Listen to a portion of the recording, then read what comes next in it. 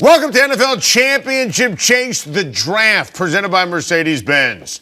I'm Adam Shine, joined by Steve Berline, Greg Cosell, and Corey Chavis. Guys, the topic, defensive backs in this year's draft. And Greg, let's start with the cornerback position. The guy I'm fascinated by is Jalen Collins. Only 10 career starts, but when you turn on the tape, you see a guy that looks like he can play press man corner in the NFL. And I actually thought he was pretty advanced and refined in his hand usage, knowing what hand to use to jam so it wouldn't impact his footwork and his balance in a negative way. So I really like Jalen Collins as a prospect. Guy that really jumps out to me, I know you'll appreciate this, Corey, is a guy out of UConn, Byron Jones. This guy, you talk about a guy who just literally jumped off the charts in the combines. 44.5-inch vertical jump. His broad jumps was so much better than everybody else. You could not help but notice the athletic ability.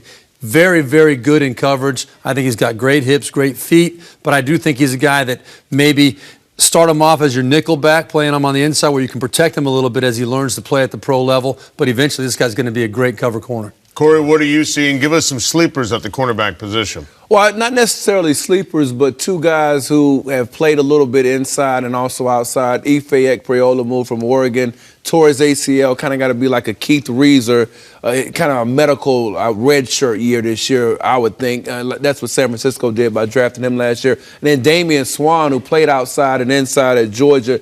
I thought he had top-notch instincts. I think when you watch him play, they even line him up sometimes at safety. You saw that against Arkansas. Pretty good blitzer.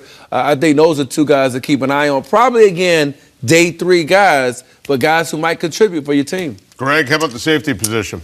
You know, I really like the kid from Arizona State, Demarius Randall. I think as a interchangeable safety, and again, so much of what safeties do is dependent on the defense they're in, so they're scheme-specific and team-specific, but he's interchangeable. He's got a box mentality. He's not quite as big as you'd like, but he's got a box mentality, and he's a terrific back-end safety. Steve. You know, we have to talk about Landon Collins, and I know, Greg, we've talked about this before. You're not 100% sold on him, and I think that there are some question marks about him, but I do think you cannot disregard the body of work and playing at that level in the SEC. This is a guy that really has a nose for the football, more of a pure, strong safety, but I think he can be coached up how to play that deep middle of the field as well, because you want to have interchangeable safeties these days. I think Landon Collins is a guy that really can learn to play that position as well. There's nothing wrong with that, being able to be a good, strong safety and be interchangeable. I think that's an important part of some defenses. That's it for us. Thanks for watching.